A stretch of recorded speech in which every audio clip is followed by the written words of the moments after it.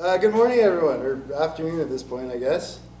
Welcome to The Future is Now, Technologies and Techniques for Immersive and Interactive Installations.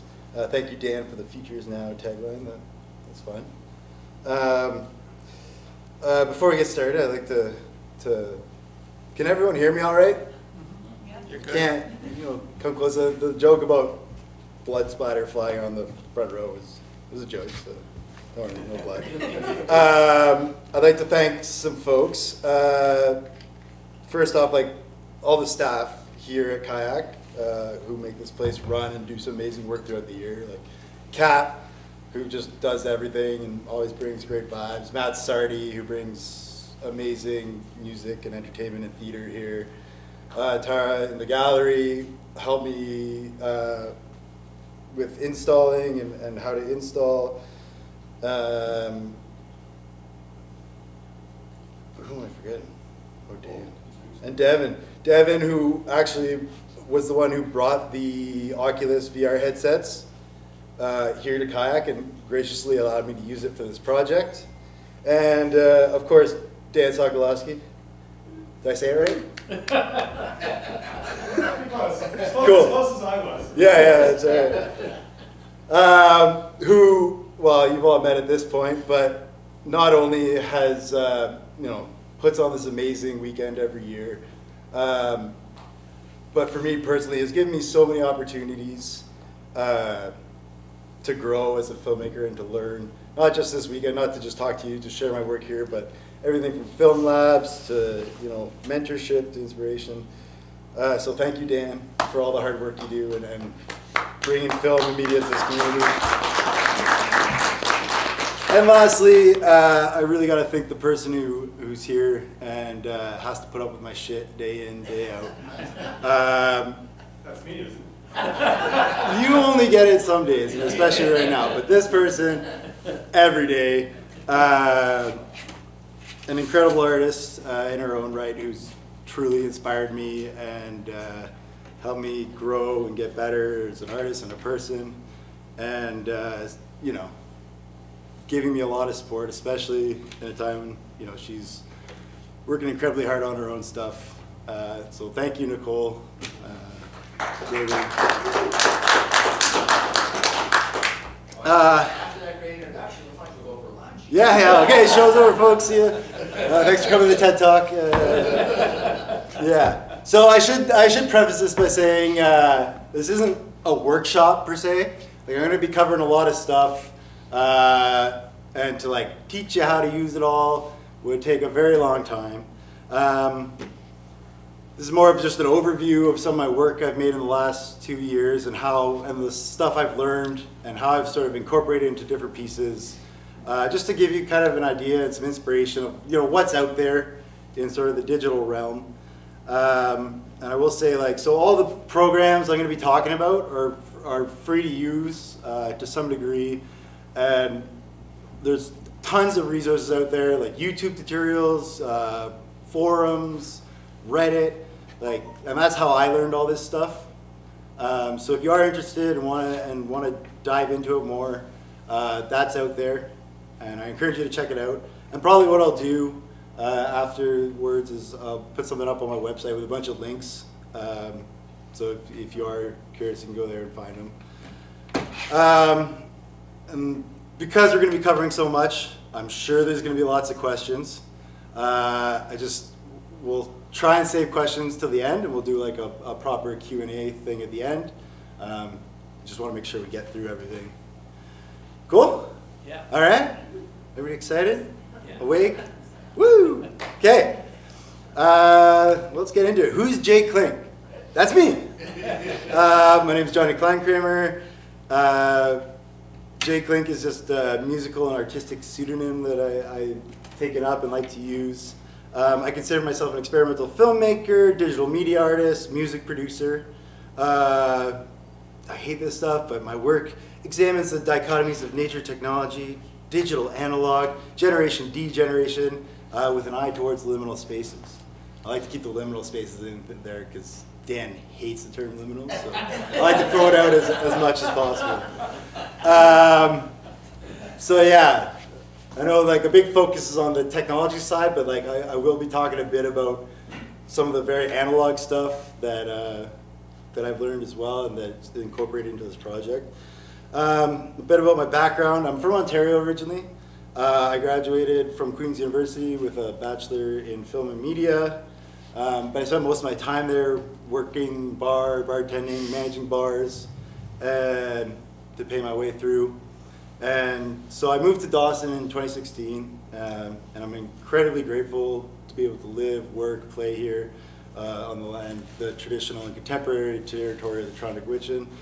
So I love this community. It's been amazing. And but when I first got here, I just continued working bar. I started out at the downtown and worked there for like 5 years. And I had studied film, but I didn't really take it seriously. I do the odd, like I tried every year to do the 48-hour film challenge, which is amazing. I took the 4D class at SOVA, do a little bit of film stuff. But I never really took it all that seriously until COVID hit. I quit the bar, met Nicole. That's when I really started to be like, okay, you know what? I should do this more. I really enjoy it, and so it's never too late to get artin'. That's right. So yeah, like I said, I'm gonna kind of shape this talk along sort of my journey over the last like 2 years, give or take, and we're walking through some of my projects, and we'll go into the back end and kind of show you how they were made. So yeah, we'll starting off the summer of 2021. Summer 2021, Kayak and Dan was good enough to put this on, is a celluloid summer workshop. So gracious enough to provide a group of filmmakers here in Dawson, reels of analog film, cameras to work on, darkroom space, mentorship along, to make something, And for a lot of us, like I had worked in film way back in the past, but it was something, it was really cool to be able to do that. And so I decided to make a music video for one of my original songs called Werkshopping, because it was a workshop, it seemed fitting. And so one of the techniques I discovered during this workshop was taking film stock that had been shot on and throwing it in some bleach, so it's all clear, it's just like clear film, and then doodling on it, drawing on it with Sharpies or like finger painting on it, and then rescanning it. So that's the shapes you see on top. And then throwing that in like Final Cut and doing some digital manipulation, coloring it. And yeah, this really got me thinking about experimental techniques again, and melding kind of the analog and digital worlds, and a bit about like chaos and chance in making art. Because like, it's kind of hard to control what you're finger painting on film so small. So, I really enjoyed that. So from there, my next project was, not long after, was the 48-hour film challenge. And like I said, I like to try and make something every year. It's a great opportunity. You got a weekend to just bang something out. And so I made this piece, monde gris, for that. And I set out that weekend, I really wanted to take what I was doing with painted on film, and combine that with aerial cinematography, drone stuff, that is also a passion of mine. And at the same time, Jay, the steamy guy at the start, he showed me this, brought me to this spot, the Dredge 11, which is up Hunker. For those who don't know what the dredges are, big old massive mining machines, big boats. They used to chew up the valley, and that's why you got all the tailing ponds there that look like snaky rock piles. I just was fascinated by this place and kind of began a love affair with the spot, the location. This project is pretty editing intensive, We only had 48 hours, so I was in the studio, kind of hunkered down, playing with trying to figure out a way I could mesh the drone stuff and the film stuff, and in the end, It was like one of the first things I had made in a very, very, very long time that I was like, I like this. I'm vibing with this. So I was stoked with what came out, and it kind of confirmed, like, yeah, I want to do experimental stuff more. Like, I don't know, making narrative films. That's cool. That's some people's cup of tea, but me, I just want to mess around, get weird with it, try new things, see what comes out. And so yeah, and it got me thinking kind of what I could do to expand on this. So from there, that winter, I was off work on EI. COVID was really bad. It was really cold at that time, as it usually is, but it was like extra cold. The start of January, so I spent a lot of time in the studio. And so Cut Eastbound, who some of you may know, had started this thing called Sad January, or Song a Day January. And the whole idea is to just make a short little tune every day, post it to Instagram or wherever. And I decided I'm gonna make a little beat, a little song each day, but I also want to make a video to go with it. And so that's what I did. And it was great. Like doing that, forcing yourself to make something every day and put it out there. So good for practice, for experimentation. It's low stakes, so like, you know, just do it, put it out there. And for any of you who are artists and feeling stuck, I really encourage this as a way to like, just get the engine revving, you know? Just do something. Doesn't have to be good. Doesn't have to be perfect. Just put it out there, you know? And so at first, early on in the month, I was still playing around with the same kind of concept of film overlays and coloring and thresholds in Final Cut and all that. But towards the middle of the month, I discovered this program, and I kind of picked it.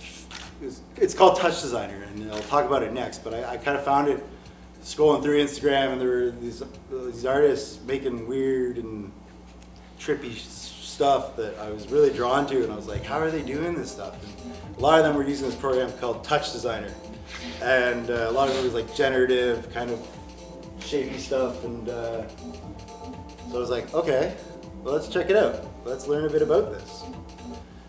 And so, yeah. Touch Designer. Let's talk about that. That's the first like software we'll kind of talk about. So Touch Designer is a node-based visual programming language for real-time interactive multimedia content. Used by artists, programmers, creative coders, software designers, and performers to create performances, installations, and fixed media works. So you can see there, that's off their website, homepage. You know, a lot of like these big club installations, lighting, projection setups are all kind of driven through Touch Designer. But like, there's so much more you can do, as I'll kind of show you. It's a very powerful tool and kind of limitless in what it can do. It's free for non-commercial use, personal projects and learning. The only real limitation to that is it limits your resolution output, unless you have the paid. So I started learning it, like I said, from YouTube tutorials primarily. There's some really great stuff out there. The community around Touch Designer is awesome. There's so many people out there sharing what they've learned and creating like great tutorials that walk you through step by step how to do stuff. And, initially, the learning curve is pretty steep, but you know, like I said, I had lots of time on my hands then, so dove right into it, and it really opened my eyes to a lot of possibilities. So this is basically the blank slate when you open Touch Designer, and you just a blank slate really, and you got a timeline at the bottom, and that's important because Touch Designer is meant for real-time work. So when you make changes, and I'll show you this in a sec, when you're making changes, it's all happening in real time along the play line. So, and then up in the top right, there's a parameters box. So what you do is you add nodes, and then you can change all the parameters up there. And I'll kind of show you here. I'll walk you through like a basic setup that I did. So here we go. So you have different operators. Tops, which are 2D based imagery. Chops, which are channel operators, data processing. Sops, which are 3D based. Materials, which are applied to the 3D based stuff. DATs, which are hold text data and coding scripts. And then comps, which is other components. So what I'm doing here, I had a constant operator, which gives me a black background. Cool. Just setting my resolution on it.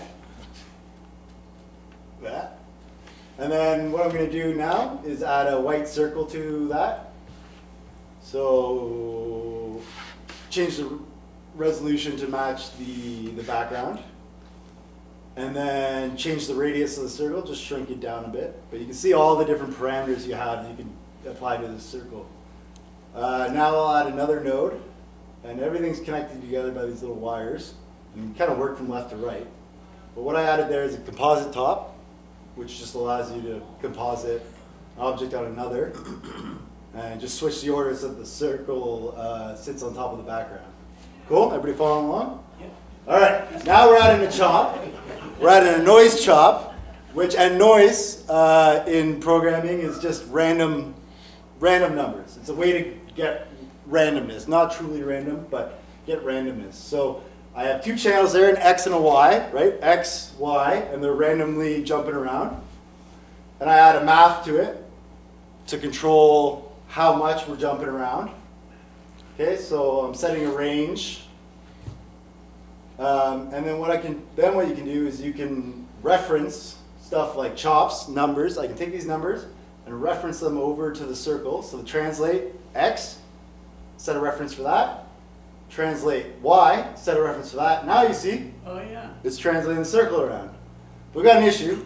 Circle is, you can see it pop in and out there, but it's kind of all off to the bottom left. We want it centered. So my math is off. So I got to change the math a bit. We'll change the radius a bit down so it's jumping a little less far. But I also got to change the range, the to range. So now, okay, great. Got the circle. It's staying in frame. It's moving randomly. Cool. So is it not a loop, or is it just keep running along? It's just running in real time, so constantly changing. And it's not actually, like the timeline's looping. But yeah, so there we go. And then we can put it in the background so it's bigger, we can see it. Now, okay, that's cool, but I want to add a feedback loop, which feedback loops get used a lot in this program. You can get some really interesting stuff out of it. So what I'm going to do is every frame is going to feedback on itself. But if we did that right off the bat, every time the circle went somewhere, it would just stay there. And it would eventually all just turn white. So what I did is I put a level in there so that every frame, the opacity drops slightly. And you're going to see what that looks like in just a sec. So drag the composite of it back onto the feedback. And now we got a sweet little trail on the ball, right? And it's dropping out. The opacity's dropping off every frame. And if we change the opacity to less, we get less hanging around. Cool. Funky. All right. Well, like Dan said, I like funky colors and stuff. So let's add some color. We got a composite here. And like that chop noise we had, those random numbers, you can also have 2D imagery noise. So this is like random noise here. I changed the period just to make it bigger. And then took off the monochrome, so we got color. Now just a very basic script, abs time.seconds. And that translates the noise in the Z parameter. You get random colors, random ball. Boom. So that's visual programming in touchdesigner, very simply. I know it's probably not that simple, but that kind of gives you a little idea of like how it works, right? Yeah. Here's another kind of basic setup that I made early on. And I got a laser pointer for this part. On the left here, we start with 3D tube, all right? That goes into some 3D noise randomness. So you can see it starting to dance around randomly. Cool. That gets fed into a fractal, which just makes it all pointy and stuff. More noise. make it even more random. That's all goes fed into this geometry node here. We apply some material to it, a line material. And then we have a camera that looks at that line material and that geometry. And then it gets rendered back out to 2D space, composited with a circle. And then we get this, this funky dancing shape you see in the background. And so I took that. My next work was called Entropy. And I made it for last year's Film Fest. It was projected on the side of the building here. And it's just 5 minutes of this dancing shape, slowly getting glitchier and glitchier, overlaid over drone footage of the confluence and some jumble ice out there. And then there's also, you can see sort of that wavy patterning in the background. That was another kind of generative thing I designed in touchdesigner. So it's constantly morphing randomly. And then, yeah, there's also some finger painting film in the background. Dan and I both like finger painting. Yeah. So yeah, and then in Final Cut, I made it so that the colors shift over the course of the film, and it slowly gets glitchier. And I really like this and the kind of random nature of this film. And as I did this and kept learning about touchdesigner, I realized there was like way more that could be done with it, which led into my next project, sirenum scopuli. I made this for Riverside Arts Fest last year, and I wanted to make it site specific. So, and I really wanted to start harnessing more of the power of touchdesigner. So I wanted it to be interactive, or at least have some sort of interactive element. So it was installed in the lower deck of the SS Kino, like the big boat there on Front Street. And because it was in there, I wanted it to be themed around the river and sort of the siren call of the river. So in essence, what you're seeing is just a looping video projection that I shot of the river. And then there's a webcam set up there, kind of in front of the screen. And the webcam picks up viewers as they stand in front and move around. And it sort of imprints a wavy silhouette of the viewer in real time. And then there's also an aspect where that movement and the more movement kind of adjusts, changes the sound too. So thank you to Nicole for being my model in this video and waving your arms around like you just don't care. Appreciate it. Yeah. And it was tricky. This was like a tricky one to figure out and how to implement interactivity into it. And looking back, it was like a pretty janky setup and definitely not perfect by any means, but I think it turned out pretty cool. And watching people play around with your art and like interact with your art was so cool and so fun, especially kids who just like vibe the fuck out on it. It was awesome.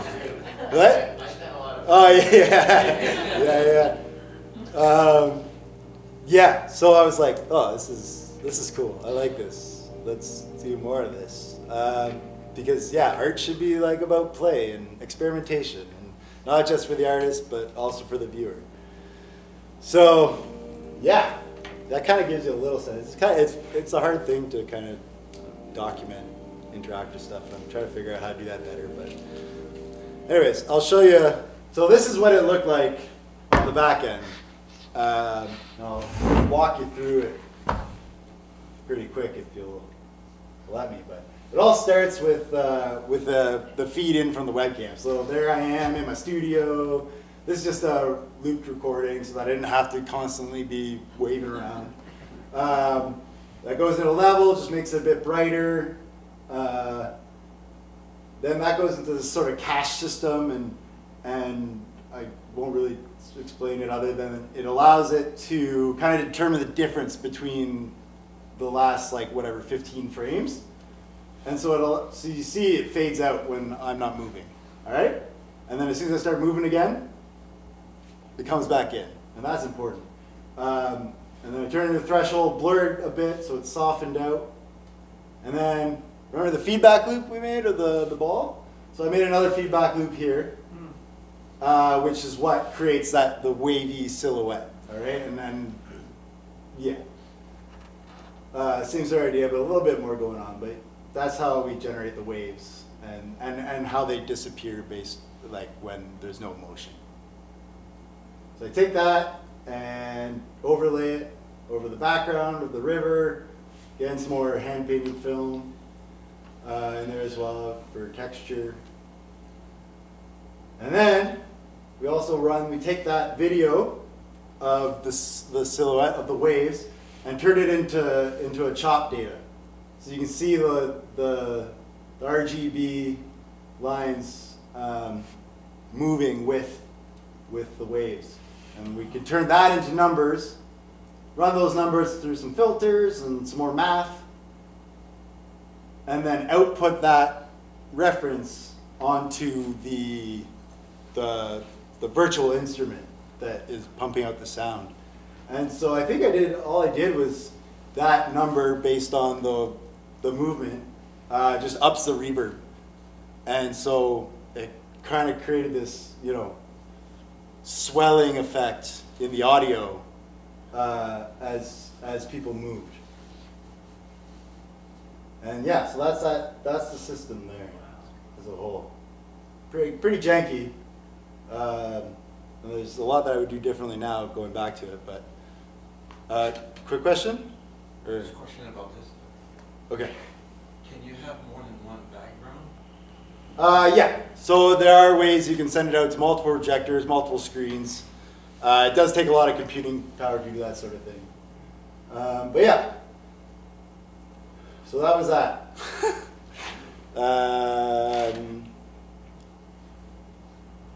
Yeah, that's the system there. From there, another kayak run event. God, there's so many good ones. And kudos to Dan for putting this on and bringing it about. Was the Dawson City Film Lab, which was amazing. In September 22. So Phil Hoffman of the Film Farm came up. You can see one of his pieces downstairs in the Odd Gallery, along with two of the other filmmakers that were up for that. It was an awesome time, awesome group of folks. Learned so much, had so much room for experimentation. But yeah, the lab was centered around this process of like eco-processing and making phytograms. And I'm going to talk a little bit about phytograms. But here you can see a little video I put together. So that's kind of what phytograms, like really bad phytograms on film look like, played back. And then those images on the side, you can see the phytograms being made. But yeah, it was such a cool process, and I love that, like, especially spending so much time in the studio and like plugging together and coding, and it was like nice to get out in the open air and do something with my hands that wasn't typing on a keyboard. And you can see Nicole there helping me out, and that's us at the dredge making phytograms on location, I guess you could say. I also, too, should mention the prints that are on the wall in the alcove there as part of the installation. Those were shot the same day on 35mm film and then developed with the leftover phytogram juice. I don't know, phytogram developer, I don't know what you call it. But yeah, photogrammetry.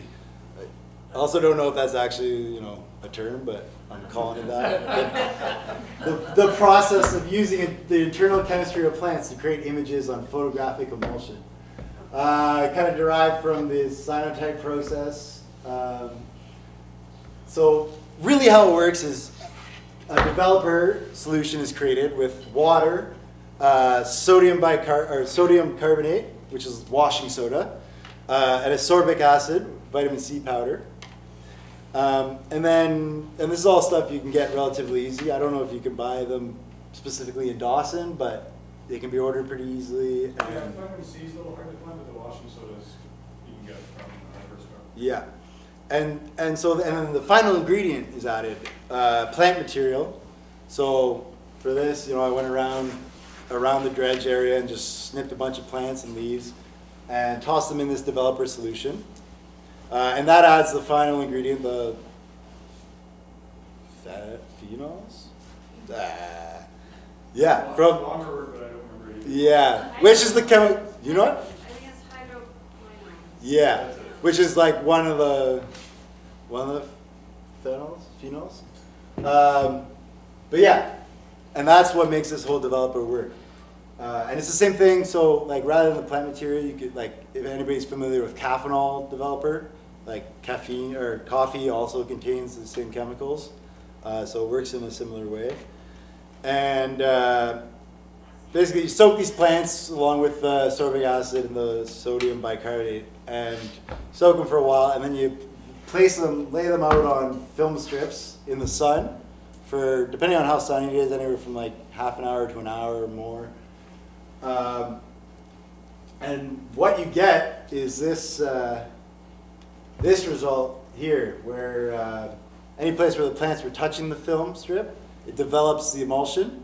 And then when you go to fix the film, using either a chemical fixer or you can salt fix, you just got to leave the film strips in salt for 24 plus hours, which I did with mine. And it leaves these imprints, and then all the silver halide is washed away by the fixer, and you're left with these imprints of plants. Really cool process, really fun. Really grateful to have learned it here as part of the film lab. And so, Black and white or color stock? black and white stock, but the process can leave like some coloration, especially with the salt fix I found added this coloration. So like here, and you'll see this in the installation there. I call this the phytomap, and this was something I was kind of experimenting with, is taking the phytogram reel and slowing it down so you get each frame for enough time to kind of properly see it. Running it through touchdesigner and using some maths, creating a height map that's based on each frame. So you'll see like areas where the image is like the phytogram is darker will be raised up in the height map, and images that are lighter are down. I don't know, something about this just like, I was like, dang, that real melding of like, analog and digital, nature and technology. I was vibing with it. So yeah. And then also, I did some more experimentation during the food lab and raided the kayak pantry to make what I call foodogrammetry. And here's a little time lapse of me making my phytogram piece.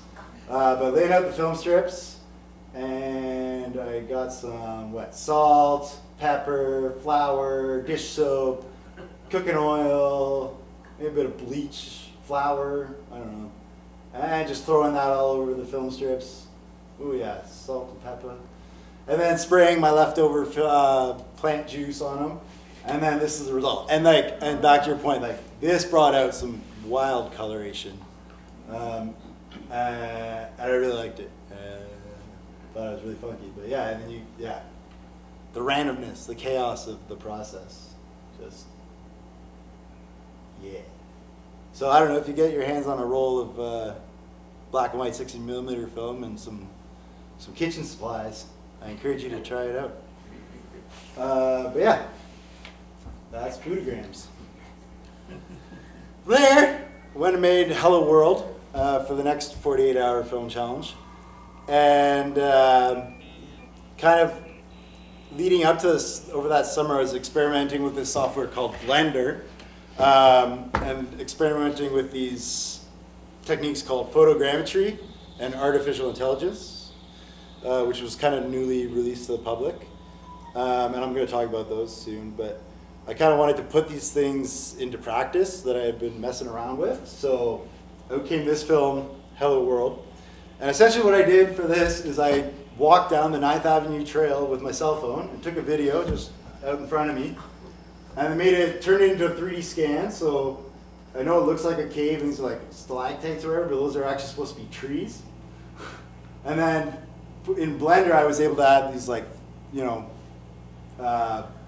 3D sculpture models and all this lighting and the stars in the background.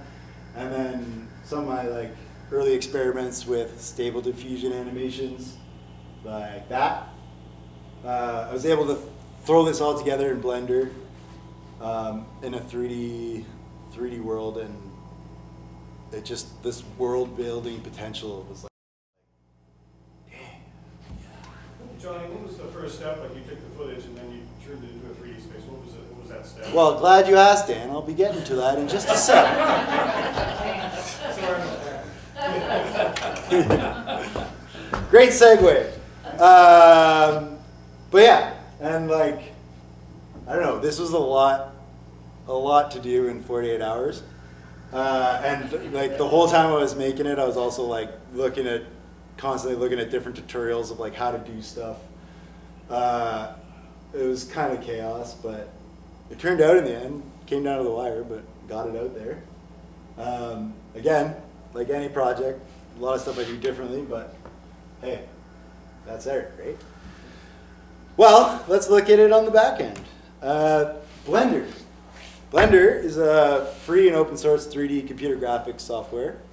It's been around for a long time, and it's kind of grown over the years. Amazing community of folks using it, in different capacities. But essentially, it allows you to import and work with 3D models. So you can see here, that's the 3D model of the trail, and that big pink ball at the end. So we didn't get to the end of the film. Maybe if you watched it on Friday, you would have seen at the end. At the end of the trail just kind of ends, and there's this big old ball of fire, or like a sun or something in front of you, because the theme that year was hot or something, fire, I don't know. Anyways, but yeah, that was one of the tutorials I was frantically trying to learn, was how to make a sun in Blender. But that's what the big pink ball is. But you kind of see so you have this large viewing area that allows you to kind of navigate around all your 3D models in your space. And it takes a bit to kind of figure out how to work around in 3 dimensions, right? So you have your like X axis, your Y axis, your Z axis, and then you can zoom and pan. But that's that there, and then all the objects, like all the different things, that's only a portion of the list, but all the different 3D objects are kind of listed there, and then all of them have a whole slew of parameters that can be changed and affected. And also important to note, keyframed. So anyone who does editing and keyframing, every parameter on every object can be keyframed. So that was kind of how I turned it into a video, is taking the camera that's built into the Blender and recording it as I moved it with like my cursor or my arrow keys on my keyboard. I basically walked through the trail and had gravity enabled, because there's also a physics engine built into Blender. And like a video game, walked my camera through the trail. And that's why at the end you get to the sun, and I moved forward a little too far, and the camera dropped off the model because of gravity, and so that's the end of the film, is falling down in space and looking back up at the sun. But yeah, and stuff like, there's a few times where like the lights there kind of like move along with the character. That's all keyframe animated. And like, I'm not a gamer, but I was like, I can get into this, navigating around worlds and stuff. And so that kind of segued me into taking up VR stuff. But here's another shot of Blender. So this is in the rendered mode, so you actually see like the textures and stuff on the 3D models. You can see like those lines in the middle there. That's showing you like each of the lights and like the text. You can see all the parameters for the text. And yeah, everything's kind of independently controllable. And yeah. So, thanks, Dan. Photogrammetry. That's the process of how I made the trail model. And so photogrammetry is the extraction of 3D information from 2D photos. And so the concept of this has been around basically almost as long as film has been around and photographic photography. And so basically how it works is the triangulation of points based on parallax. And for those who don't know, like probably the easiest way to think of parallax is you're driving in the car, right? And you look out the window, maybe you're riding shotgun, you look out the window and the stuff closest to you is moving super fast, right? And the stuff in the distance seems like it's moving real slow. So that's what we do. It's like I took that video of the trail and run it through the software, and the software determines based on how slow that thing in the background's moving and how fast this thing in the foreground's moving. That's the depth. And then it creates a 3D model. It's wild. I don't know. I don't know all the science behind it, but that's my basic explanation for you. And so this process as it's pretty computer intensive to run that, but as computers are evolving, and now like LiDAR's been used for a long time in like GIS stuff, but now like phones like the iPhone Pros now have a LiDAR scanner on them. That just ups your results so much more. And cloud computing, so a lot of these apps will take your video, upload it to the cloud, process it in the cloud, and then give you spit you back a model. So what I use for that is a free app called PhotoCatch. It's Apple only, but you can run it on your iPhone or your desktop. But there's lots of other apps out there if you're an Android or a Windows or PC user. But that's the one I used.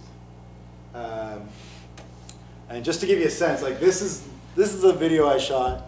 I used my camera for this, not my phone, and I could have shot it a lot better. Probably should have used a gimbal or something, but it was cold. It was very cold that weekend.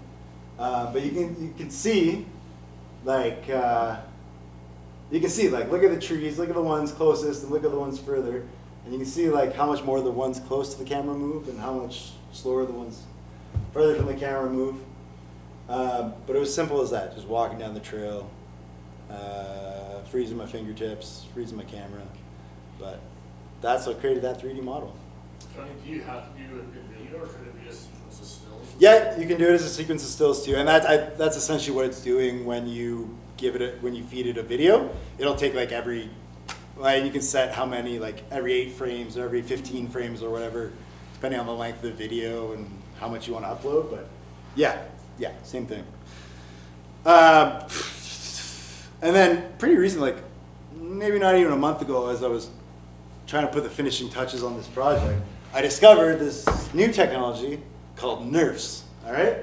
Neural radiance fields. And this is basically like souped up photogrammetry. And here's a gentle introduction to what NeRFs are from datagen.tech. I'm not going to read it to you. I don't even understand it myself, but basically, to sum it up, NeRFs are like photogrammetry aided by AI and just pump out like way better results. So what I use this app called Luma AI. This works basically the same way as the photogrammetry app. You give it a video, it puts it on the cloud, processes it.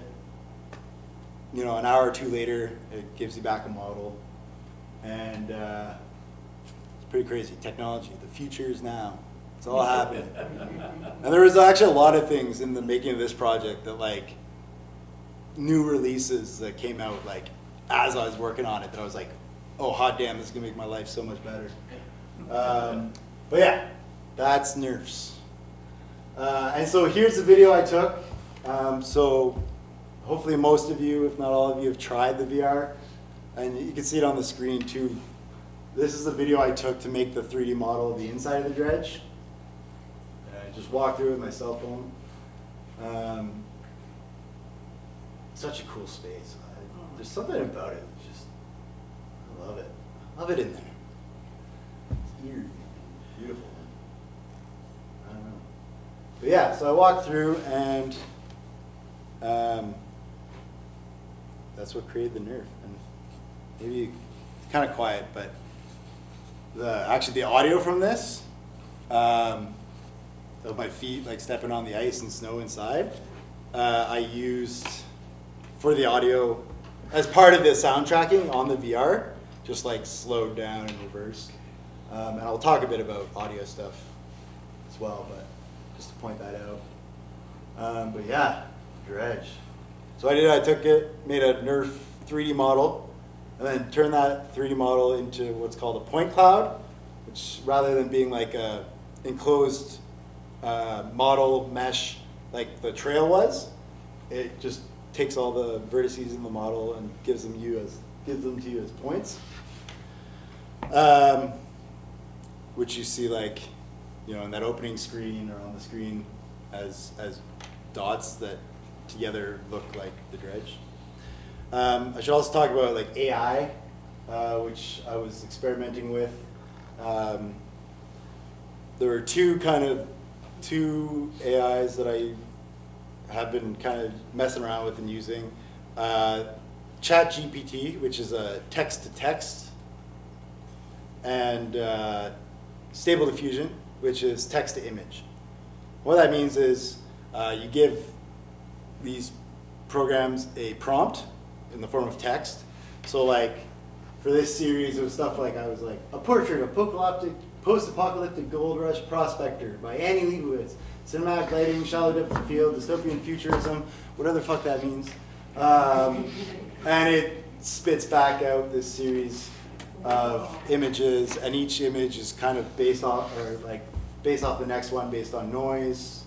Again, random noise. And yeah, and I mean, I'm sure a lot of you heard AI is kind of booming, and the future is kind of uncertain of like what is going to happen, what's out there. But I figured I should mention it because it's something I've been messing around with, and it's kind of pertinent to the future. So, yeah. So, for instance, like Stable Diffusion makes use of Lion 5B, which is a nonprofit, publicly available database that indexes more than 5 billion images from across the internet, including the work of many artists and stock imagery groups. So, I mean, there is a lot of questions about the ethics of this, and like artists who do not consent to their work being used in this database. And so that's something that needs to be sort of addressed, and there are steps kind of being taken, like you can opt out of these data sets, but I don't know, the ethics are still up in the air about it, and the creation of stuff with it. To me, I'm like, you know, early on I was like, cool, look at this shit I made, but I'm like, I don't know, I don't really want to like consider this my art. I'm just ripping off like Annie Leibovitz and fucking pictures of Tony Beats or whatever. But like I love the idea of AI, and especially like the randomness that kind of it comes out of it as like an inspirational tool. And like so you give it like this very simple text prompt, and you don't know what's gonna come out. In the same way when you're just like throwing shit on film, you don't really know what's gonna come out in the end. So, you know, like here, not an animation, but it was like a gold mining dredge, post-apocalyptic on an alien planet, dark cinematic lighting, and get these reference images. And I'm like, oh, okay, interesting. Maybe I can incorporate some of those aspects into what I'm doing. You know, cool. The other one, ChatGPT, the text-to-text. The little screen grab was like, Dan was bugging me, really need the program made. I didn't have a title yet, so I was like, yo, ChatGPT, help me write a title for this. It didn't really work out.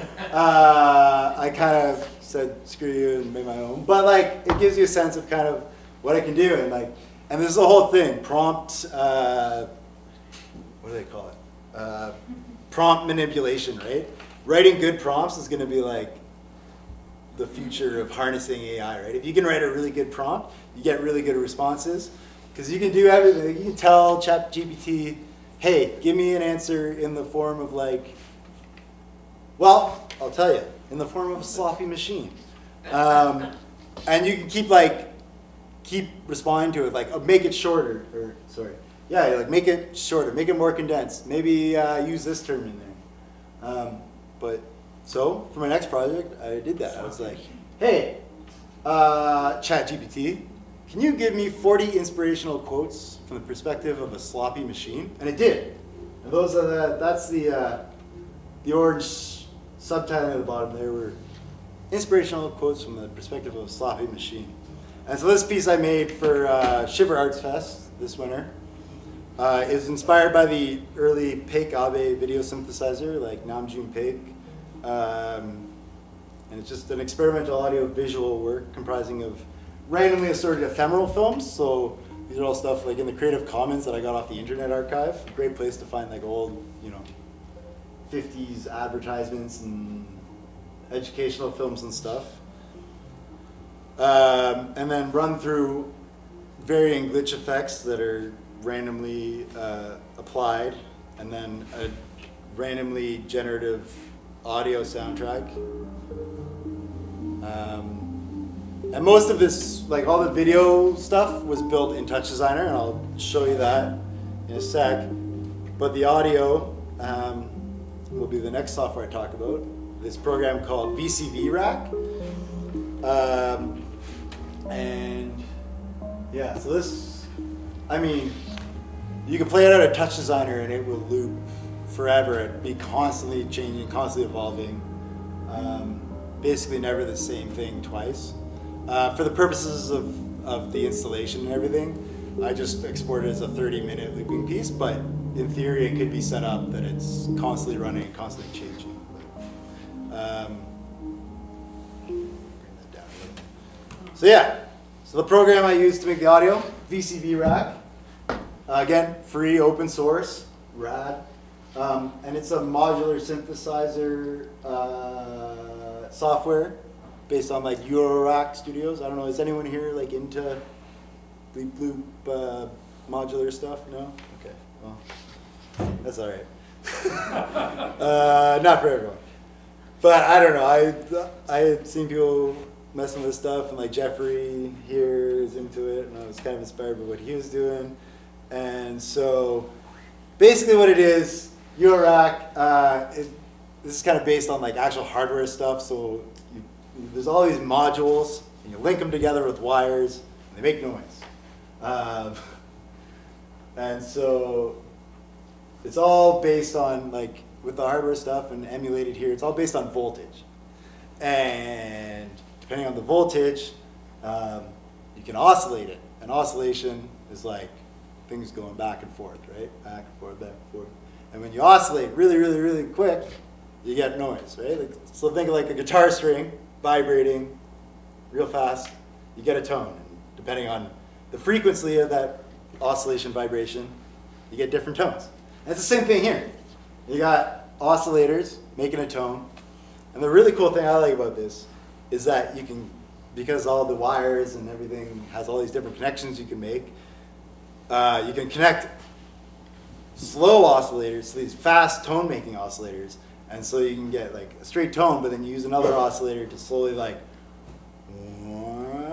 change the tone, or again, possibilities are endless just based on how you hook it up. So you're really getting into like the meat and potatoes of sound design with it. And you can kind of in the same way like just set it up with all these random parameters, and it'll just constantly be morphing and changing. And I really like that. And I really liked that I could connect this program to touchdesigner. So up here, this thing, this is called OSC protocol, and that allows data transmission from program to program. And so it's got a bunch of links to the soundboard. I'll show you it in touchdesigner too. Just remember this part. So here's the project in touchdesigner. I'll walk you through it real quick. So on the left, we've got the video cutter. And that's looking at like a folder full of files, all these ephemeral films on my hard drive. And it's randomly picking a different video in that folder every second or whatever. and switching between them. And it's also randomly choosing a different start point. So you're constantly getting, every second you're getting a new bit of video from different files at different points in it. So you're constantly getting random different video.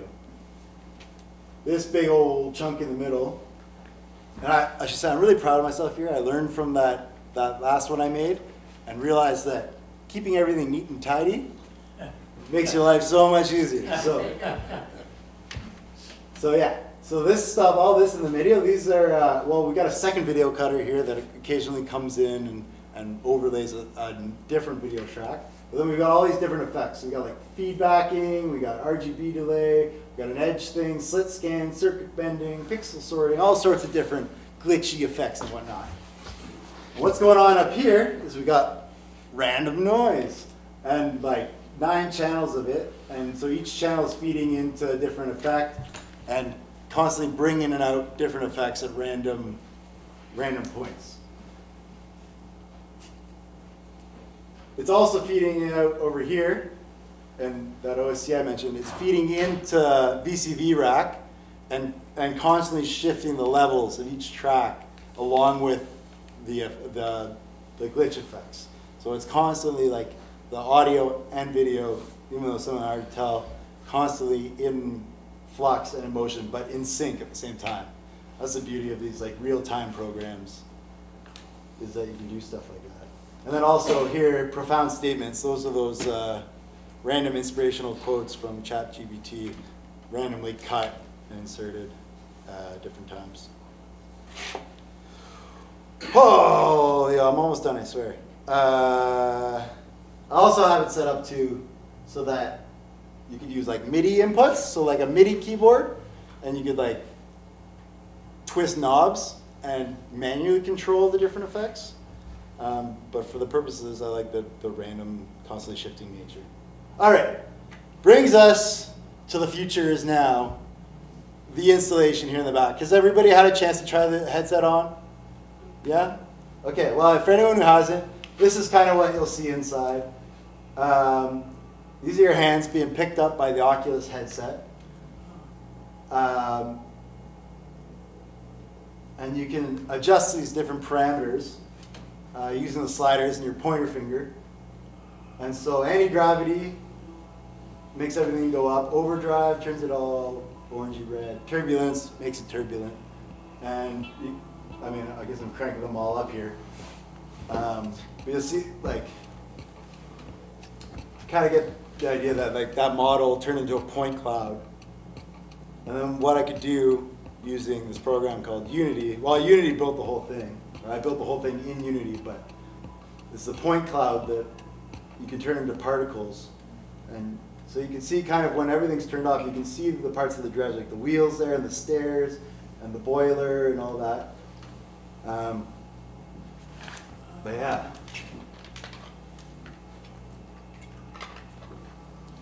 Yeah, I really wanted to make something in virtual reality that was interactive, that you could play around with, but also kind of showed off the dredge that I'm so obsessed with. So, like I said, the program I used to make this, Unity, which is a game engine. So it was built to create video games. And I'm not a gamer by any means, but like I said, when I was making Hello World and walking myself along that trail, I was like, this is kind of fun and a new way to to make stuff. So also I knew Kayak had these set of these headsets sitting here that waiting to be used. So they were kind enough to lend me one so I could program and learn and experiment with Unity. Then I really kind of only started learning it like 2 or 3 months ago. So I'm not like a super expert on it, but I figured out enough and watched enough tutorials that I was able to make this. I could have used touchdesigner. Touchdesigner does have VR features, so I could have built it in there, but I really wanted to learn how to use Unity. That was a goal of mine. But it also seemed more suited to the process, a little more streamlined because it's designed as a video game engine. So yeah, it can be used to make 2D, 3D, and now VR games for video. It's free for personal use. So you only have to pay for Unity if what you're making is generating revenue or funding of more than $100,000 a year. So pretty cool. As you can see, it's pretty similar to Blender, right? You got like, you know, your viewer area where you can navigate around in 3D space. Then you've got all your objects that are within the game, and then all the parameters that can be affected. And yeah, the one thing I really liked about and drew me to Blender for this project is there's a lot of prefabs out there. So like, you know, Oculus has, or Meta now I guess, has released like all these things. So like the hand tracking, that was something that like I didn't have to code myself, because in the past with these video game engines, it was a lot of like scripting, coding, and I like don't know. I want to learn that stuff, but I don't know that yet, and I didn't have time to learn that to make this project happen for Film Fest. So I was like, as much as I can do this prefabbed, great. And it was crazy. And like some of this stuff, like the hand tracking is like, that was released pretty recently. And so luckily like everything timed up and like I had these resources, but like if I was making this, you know, 6-8 months ago, I'd probably still have to be using joysticks. And actually the only coding, like scripting that I had to do for this was a short little bit to make the model rotate around you. Another thing I should mention too, I was working on my Mac, and one of the things I ran into is every time I made a change on my desktop and wanted to see it in VR, I had to repatch it over, and every time you send it over from the computer to the headset, because the headset's, it's based on Android, like it's basically a souped up cell phone in there, you're sending it over to save it on. It would take like up to like 45 seconds to a minute for it to patch over, and then for me to be able to see it, which like doesn't seem like a lot. When you're constantly tweaking, making changes, and having to send it over like that, it was kind of very frustrating. So I'm hoping there's a fix for that or workaround soon, but you know, it is what it is. Yeah, and the other big thing about Unity that got me stoked was this thing called the VFX graph. And it really reminded me of touchdesigner in that you got these blocks and you're connecting them with wires. And I was like, cool, okay, I kind of know how to do that. I've played with a lot of Legos. I've connected a lot of blocks. And in essence, what this allowed me to do was take this point cloud model, which is, you know, a model made of a bunch of dots, and turn each one of them into a particle. And the cool thing about particles is each one has its own life and can be affected independently, right? So, that's why you see all these particles floating. And when you change the slider, like this turbulence slider or the overdrive slider or the gravity slider, it affects the life of the particles. And so that changes the drag and the color and or the gravity. As you can see, I was also trying to do this thing, and maybe at some point I'll be able to figure it out. But basically, within the game engine, you make it so that your hands that are moving around in that space have like a physical property to them, and when they collide with particles, it makes the particles move. And I actually had that kind of working for a bit, but only when the dredge stayed still. I really wanted it rotating, and for whatever reason, when it started rotating, it lost, like, there was a disconnect between where your hands were and the particles were, so, but that is something I like that. But like, again, the possibilities of this are endless. It was kind of tricky because there's not a lot, this is one of the things where there wasn't a lot of documentation out there and very few tutorials on how to use the VFX graph, but I was able to cobble stuff together from different sources, which in a lot of these things is kind of what you got to do when you've got an idea in mind and you're trying to figure out how to do it. Sometimes you got to piece together different resources and figure out how to make it happen that way. But yeah, final thoughts that have come to me pretty recently, especially here, is so the average time, there's been studies on this, but the average time looking at a piece of art is around 15 to 30 seconds, like in a gallery, but in a lot of places, like even less, right? Especially in this day and age, social media and everything. You know, attention spans are short. But I like to think maybe it's a bit more for interactive and immersive. People start playing around with it, they get engaged with it. That's sweet. But it's tricky because like, you know, people want something that they can throw on and you know, drop right in. So I had to do a lot of thinking about how to like scale this back and make it as like simple and intuitive as possible to use. And even already like this weekend, I realized there's a lot of things I did not consider and probably should have, like, you know, being able to wear glasses with the Oculus. I think that's just kind of a limitation of the thing, but the amount of light for it to be able to track hands, you know. Not everyone has used VR before and like, you know, figuring out stuff like that. And so, you know, the only thing I can say about that is you just got to trial these sort of things a bunch. You know, get a bunch of different people using it, a bunch of people trying it, figure out what works, what doesn't, ways to pare it back. You know, for this, like, usually you use like these hand controls and joysticks for VR, but I want to keep it as simple as possible. Another reason I didn't use touchdesigner because it would have to be wired up. I didn't want wires dangling all over the place. So lots of considerations there, and I'm still learning tons about this. And if any of you have any feedback for this, please let me know in ways we can make it better and simpler. Because I'd like. You have forms you're going to fill out before you leave your food. Oh yeah, yeah. So yeah, and trialing it on location too, because you know, it's one thing when I'm working in my studio and there's bright light and everything, and then you take it to a room. And I ran into this with the sirenum scopuli one too, right? It all worked really well. The webcam worked great when I was in my studio, but then I take it to the bottom floor of the boat and it's dark as shit, and it's not picking anyone up. Well, I wish I knew that before, you know, last minute install, but hey, you learn. Holy smokes. All right. Thanks for listening to me talk. Jeez.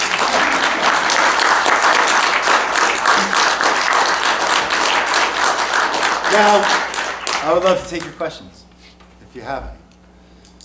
I know it's been a lot to take in. Yeah. Yeah.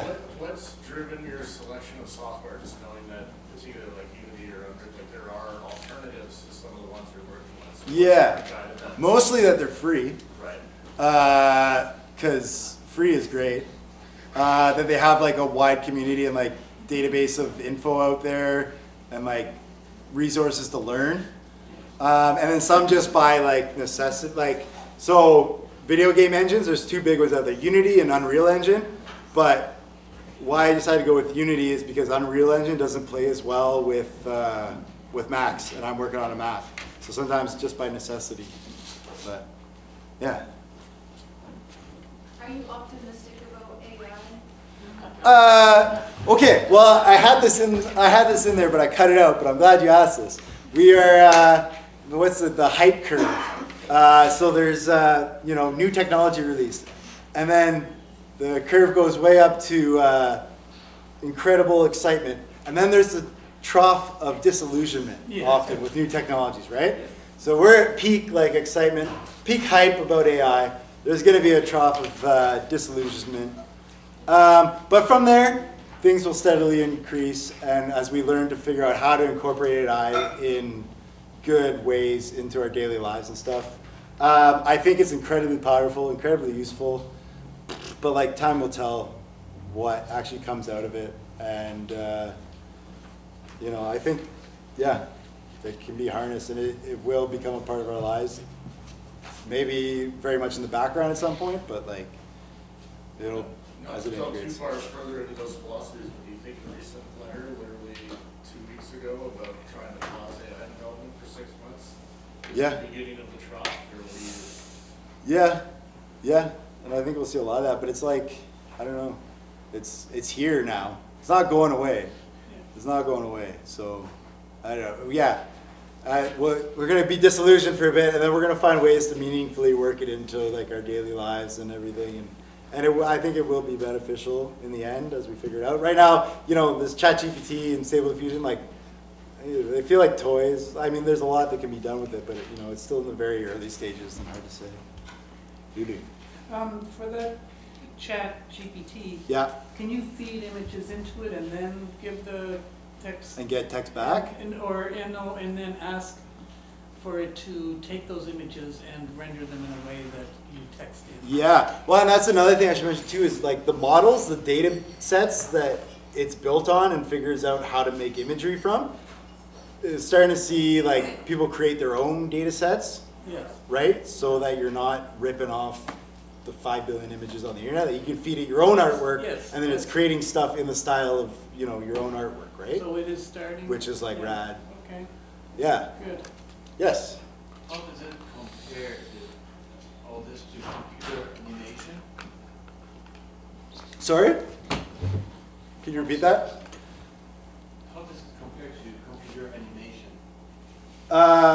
You mean, like years ago, Oh yeah. very good time to create animation?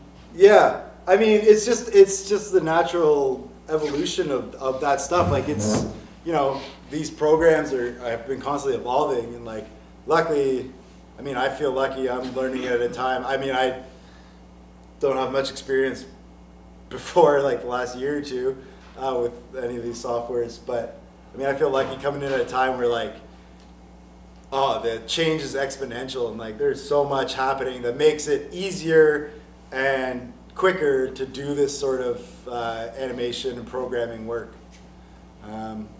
Yeah, it's crazy. Future's now. Yeah. And you're able to run all this stuff on your iMac? Yeah, at home I use a Mac Studio, Okay, or not a Mac Studio, a Mac Mini, sorry. okay. Which was like, it was one of the newer ones, really like the first generation of M1. Pretty sweet machine and like relatively reasonable. But yeah, like that's it. Like the hardware is coming along that can carry the software in a way that like you couldn't run a lot of this 3D rendering and stuff on machines from like 5 years ago, unless you had like a top of the line machine. Yeah. So all your rendering is done with the Mac Mini, or is it Yeah. done with this? Yeah. No, I'm just borrowing this laptop because my old laptop shit the bed. As I was setting up as well. Well, just the mini display board. But yeah, my Mac Mini at home. I think like the M1 was like $900 when it was first released, like a couple of years ago. Do you have like a separate workspace where you use that to render and then you continue working, or is just the rendering the last part of the process? Yeah, it depends like what so like touchdesigner renders in real time. And that's something you gotta consider when it layers up a bunch. It shows you your frame rates, and like so you're trying to hit 60 frames a second to keep it smooth. But if I'm layering up a bunch of 3D stuff in touchdesigner, and it's trying to run in real time, it'll start dropping. You'll see it go down, then it gets down to like 5-10 frames a second, and it's just super choppy. And then I know, okay, I gotta like take out some of the stuff. It's crashing my machine or whatever. But stuff like Blender, you build it all in there, and then you export a render. Unity, I gotta, every time I wanna see a change in the VR, I gotta export, patch it over, but yeah. Similar to that, Johnny, Yeah. have you experienced any limitations with the cloud-based rendering for some of those software? I haven't used it for any of the big stuff, like it's really just for the photogrammetry stuff, and that's been well set up. This point, because you're just uploading like videos off your phone, and I think they cut frames too, so that it makes it easier to upload. That was something I've looked into and like for Blender and stuff where you send off your file and they render it out, because rendering in Blender can be super intensive, especially if you want it to look good, and especially got a lot of like lighting and physics stuff. But there are softwares out there, I don't know. And that was actually one thing with AI early on, I should mention, to make those animations. I had to run a script through this thing called Google Colabs, which basically allows you to put in script and then use like a super powered computer on the cloud. And so that's really cool. I'm really interested about these technologies. Like, I mean, I can do a lot on my Mac Mini, but there's stuff that needs like big brain computer, and then you can do that over the cloud, over the internet. And Google Colabs, it's free to an extent. Like, it'll boot you off, but you can pay for time on it, and you can use a certain amount freely. But yeah, good question. So then you never, Yeah. you never own it, it's just always in that cloud space? Like, to render it, download it? Yeah, then you download it. You can download the exported images and video to your machine, but all the big brain thinking on the AI thinking happens on like a supercomputer system or like that. Yeah. Yeah, so a lot of possibility. I know like stuff like like I said with Blender and like Unreal Engine, some of that stuff happens, like all the processing power happens in the cloud. Yeah. Oh, and that's another cool thing actually that I just thought I remembered about. With Unreal Engine, there's a lot going on in film and TV where they're doing this stuff where they've got like massive LED screens and the studio setup where it's like a wall, like LED walls. And so what they do is they have it linked up. So let's say there's like an actor or a set in the midst of this LED screen, and it's set up so that when the camera moves, the background projected on the LED screen is moving with the camera. So you could like plop someone, like The Mandalorian did that a bunch. There was that, what's that show we watched that happens on a boat, and it's all like, it's like a boat traveling time. I don't know. It's on Netflix. But yeah, like a lot of studios are starting to do this sort of virtual production thing, and it's like mind-boggling. But yeah, future is now. Yeah, I just got jazzed.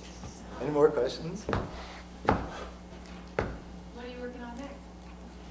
Great question. Haven't thought about it yet. I think, I don't know. Yeah, it's still pretty fresh. I'd like to do something, like the VR experience, but without the headset.